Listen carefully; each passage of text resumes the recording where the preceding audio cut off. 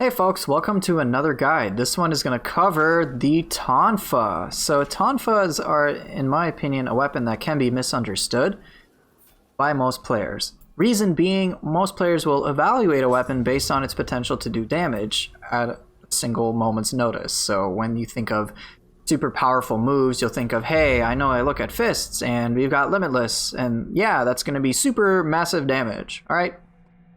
And Tonfa doesn't necessarily really have any single attack that does like a whopping amount of damage. Like, yeah, sure, we can say you've got abilities like Focus Strike, which do a modest amount of damage, but it's nothing, say, as hard-hitting as, say, like Limitless, as I talked about. And you've even got things like Devastation with Tonfa Gun, and yes, they do damage, but burst damage isn't necessarily Tonfa's main strength. What it is phenomenal at is the fact that it can sustain pressure like nothing you've ever seen.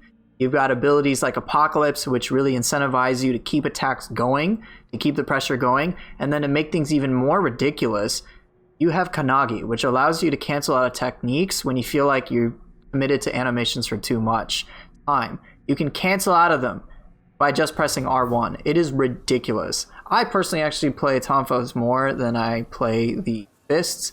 Just to show you what my weapon specialization is, you can see even right here, level 58 Tonfa versus 55 fists. So I actually prefer to play Tonfa over fists.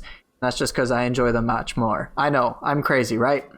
But Tonfas are super, super effective at maintaining pressure, at doing a whopping amount of key damage, a whopping amount of break damage, and so you need to really learn how to keep endless pressure going. To give you kind of a sample of what is possible, let me just show you. All right, I'm gonna basically make sure this guy can't do diddly squat. All right, he's not gonna be able to do a single thing if I play this right. All right, pretty wild. Dead. Nothing you can do. Let's demonstrate this against a Yokai just to illustrate how fast you want to play this weapon, alright? Okay, well, I screwed that part up. No big deal.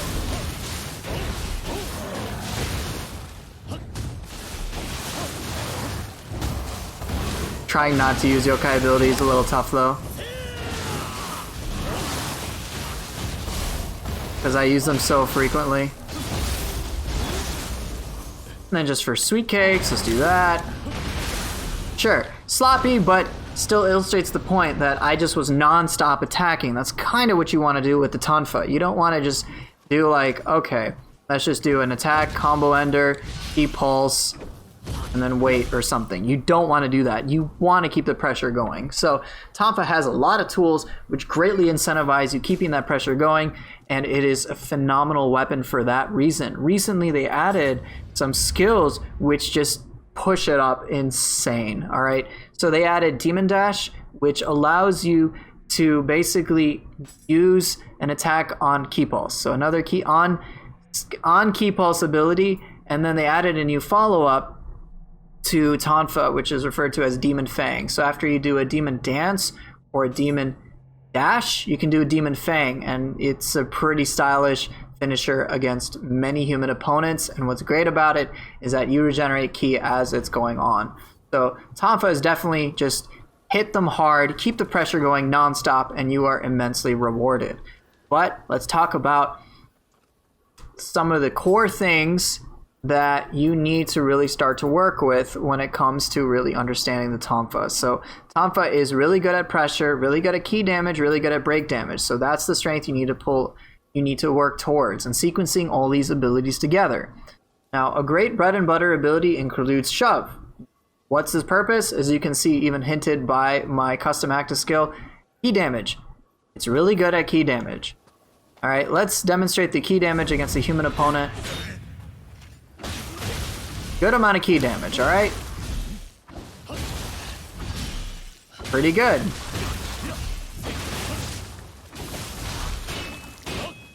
Well, yeah, so it's really good for key damage. So that'll really enable you to keep enemies relentlessly pressured. And that's going to be a running theme with this weapon. Let me actually take away the controller feed real quick to just hammer this point home. Alright, Sweeping kick. Kicks are generally about key damage. You got key damage there. You got shove, which is key damage. The exception to this is devastation, which still does a good amount of pressure, but it's kind of more one of the damaging abilities. Key damage is a huge theme. Staggering is another theme as well. Tiger Bite is a great gap closer and can hit many targets in ways you might be surprised by, and it's good for pressure.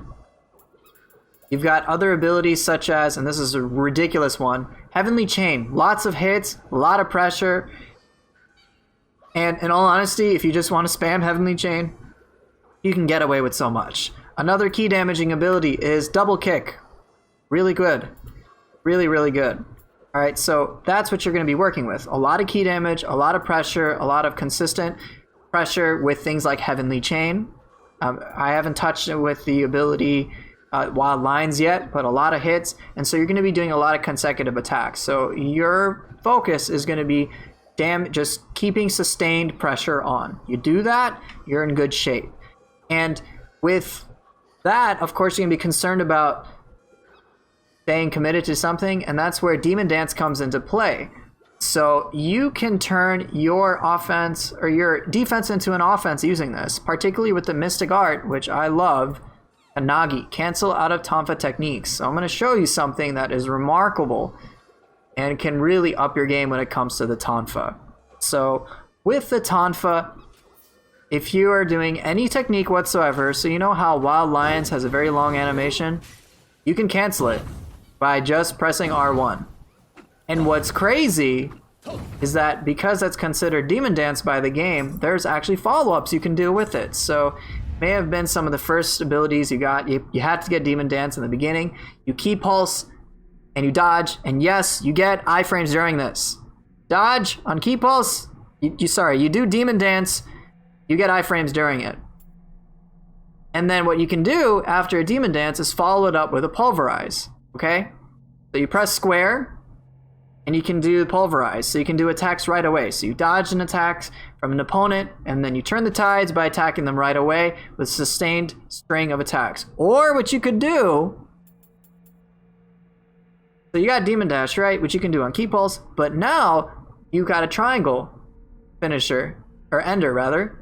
So after a Demon Dash or a Demon Dance, you can basically potentially grapple an enemy and do a modest amount of key damage. It's not like the most, but against many opponents that are human, it's so awesome to just like dodge their attack and then just, hey, grapple them with the knee to the face. It is so good.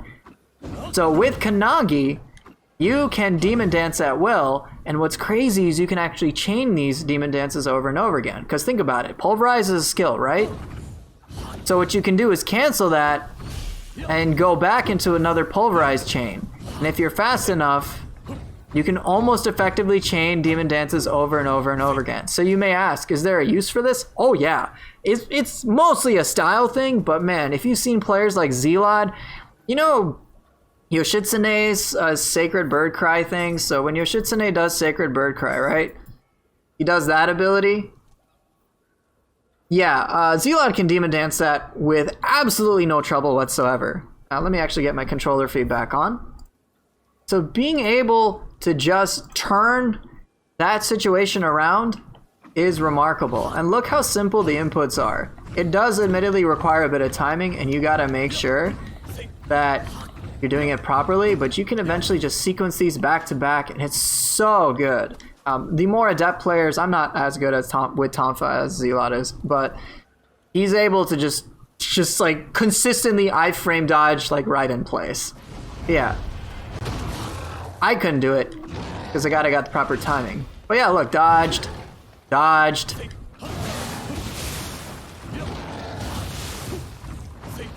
Pretty cool. You dodge back.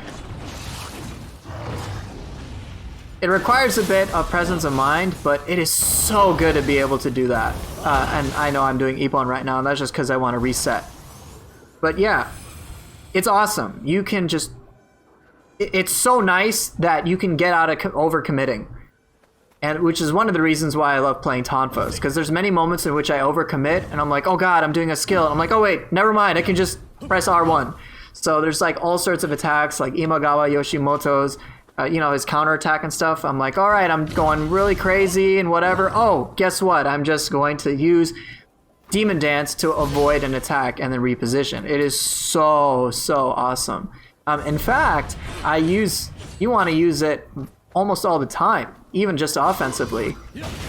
All right, so one of the parries that Tonfa has, so impenetrability, right? There's quite a bit of a long animation time that goes with it, especially with the follow-ups. You got that whole key pulse window, and then if I wait, well, then it takes a lot of time. But if I do it right after the ability sequences, I can keep pressure going to do crazy stuff like that. And let's blow him up. Oh, I killed him with the initial hit. But yeah, it's ridiculous. So get in the habit of using Demon Dance offensively, as well as just to try to, I guess, do up the follow-up attacks. You can do this ridiculously, turn the tide of battle, and it's remarkable. But let's talk about Demon Dash. All right, so the Demon Dance chaining is going to take a lot of practice, and it's awesome. But let's talk about Demon Dash. So Demon Dash is the on-key pulse ability, right? In the similar vein as with Dual Swords where you had Winter Winds, you can actually do a Flux 2 right after and truncate some animation time. Isn't that crazy? So you don't necessarily have to wait the whole animation. You can truncate some animation time and sequence into other abilities. So here, let's demonstrate this against a human opponent yet again.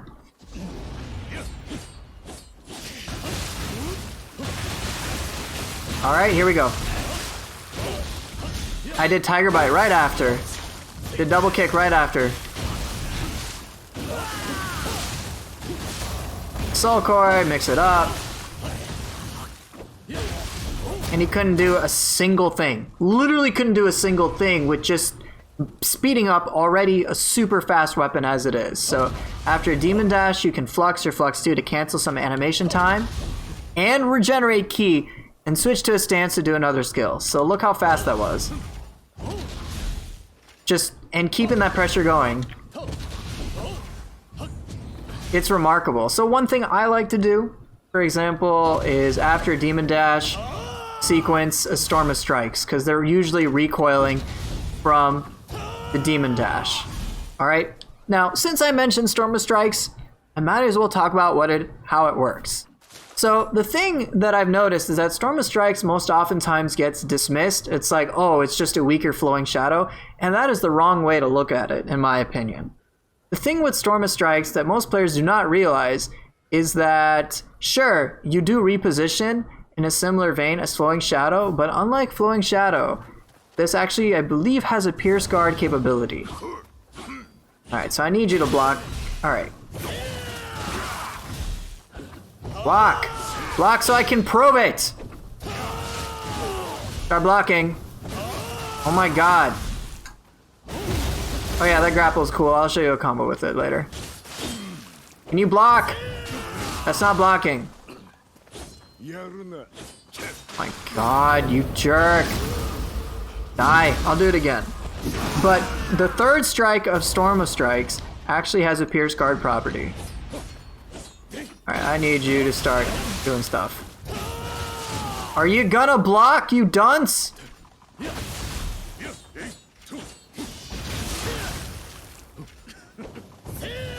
Dude, this guy does not behave the way I want him to. Ah, fine. He's not gonna block. Okay, but the third strike in Storm of Strikes has a Pierce Guard property, which is really nice. So don't underestimate it. And seriously, even if it is similar to Flowing Shadow, the fact that you can reposition and flank your opponent is not to be undervalued whatsoever. There's many moments in which I've directly avoided attacks simply by being in a different position. I mean, come on, let's watch the path of this. Oh, that wasn't the path of it because I did technically Demon Dance. But you move to the side. Let's see if I can avoid an attack using that.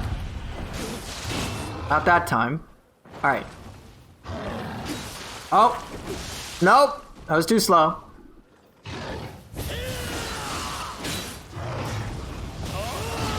A little trickier since I'm used to dodging attacks on the left. Avoided.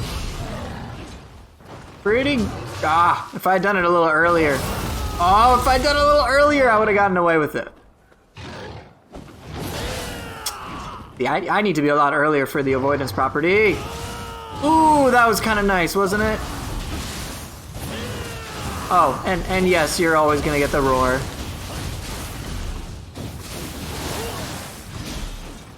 Oh, using that sick demon dance to avoid some lovely issues I may have in terms of getting hit.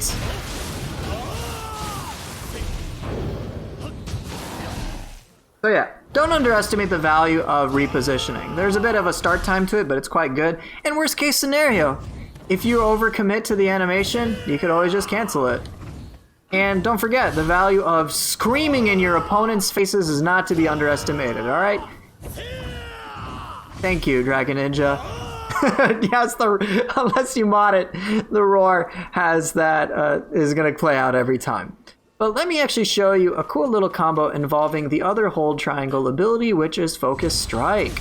So Focus Strike actually, if I'm not mistaken, I just want to verify, will send a target reeling back. Oh, you dodged it? Pretty cool, huh?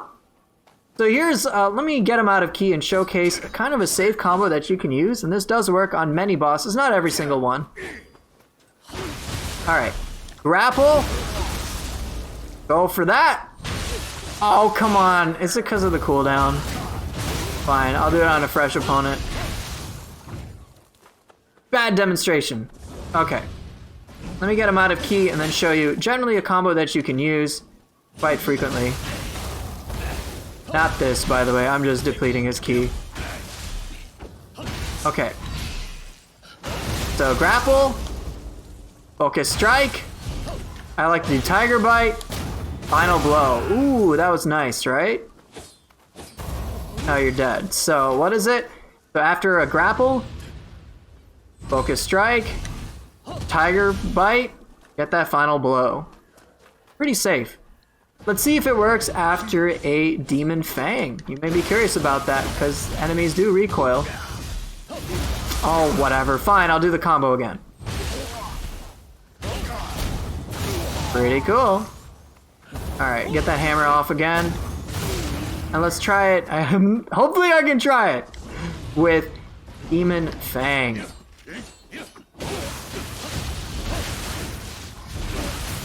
Alright, let's see. Does it work? It does! Pretty neat!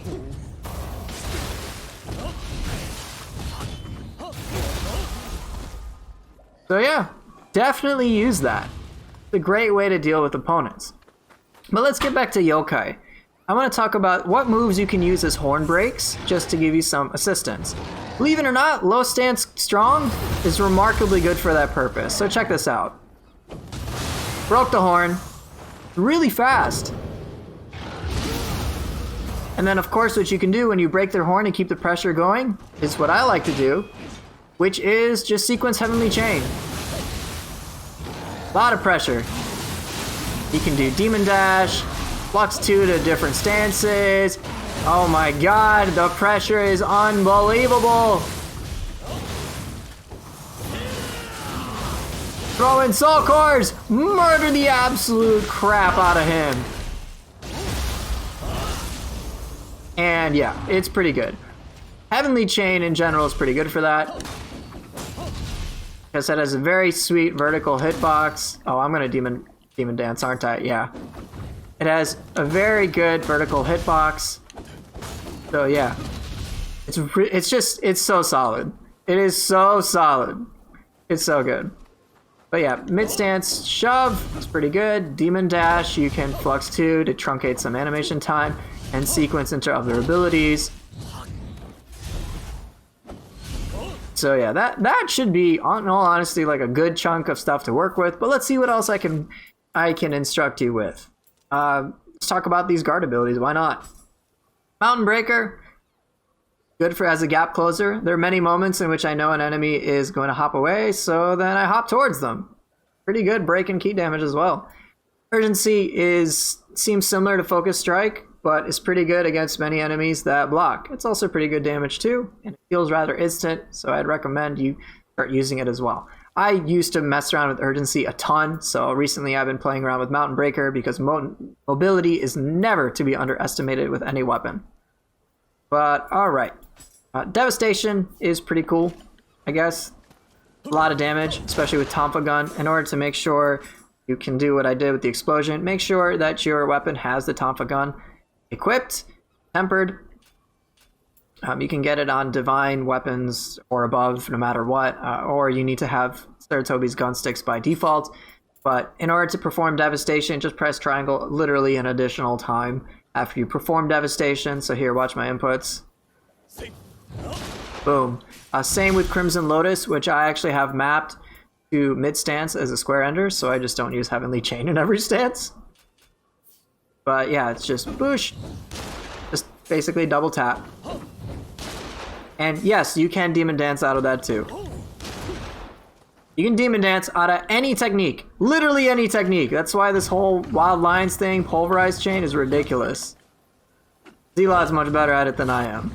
He's really good with the Tonfa. Alright, what else can I talk about very briefly? Oh yeah, I didn't even really mention Fleetfoot. So, Fleetfoot is really neat, and yeah, you can actually Demon Dance out of it too. You can Demon Dance out of anything, it's so crazy. So the thing with Fleetfoot, which is something that may surprise you, is that it kind of works differently depending upon if you're trying to move on the stick. Why this is the case, I don't know. But pay attention to the difference between me fleet-footing by just pressing dodge and then triangle real quick. Kind of far, right? Kind of far. Reasonably far. Now watch what happens if I try to move the stick on top of it, alright? Feels kind of short. Alright, I'm going to try to chain it as fast as I can. Kind of short. So if you let go of the analog stick and instead let the dodge play out, you'll Fleetfoot for not only much further, but much longer. So yeah, it's pretty cool. I like it quite a lot. It's pretty neat. But one thing that this kind of might mess up, so you have a few options of where you put Fleetfoot. I don't put it on mid stance, but it can kind of mess up, say, certain attacks, certain dodge attacks when it comes to the Tonfa. So right now, if I want to do, let's say, a dodge strong attack in mid stance, I don't have to worry about Fleetfoot, right? But if you noticed, actually the same, if I do a dodge quick or a dodge strong, I basically get the exact same animation. Basically the same, right? Now, of course, it's a little weirder.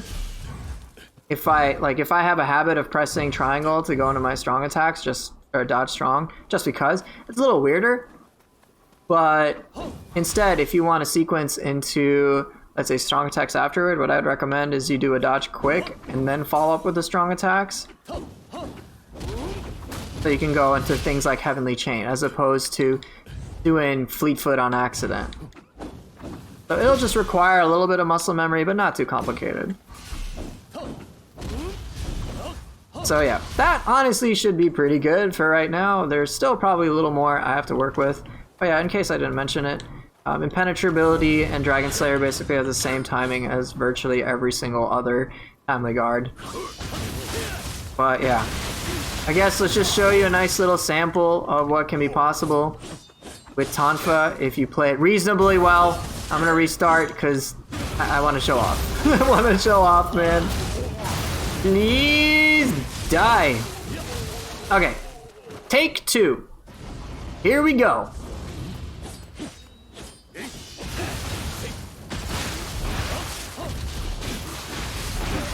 Woo, woo, woo. And how's it going, buddy? Oh, mega dead. So yeah, moral of the story is sustained pressure is the biggest strength of Tonfa. Do a lot of key damage, keep attacks going, you overcommit, demon dance out of it, and kick your opponent's butt. That is the way to play Tonfa, in my opinion. In any case, thank you guys for watching. Hope this was helpful. and I will see you guys next time.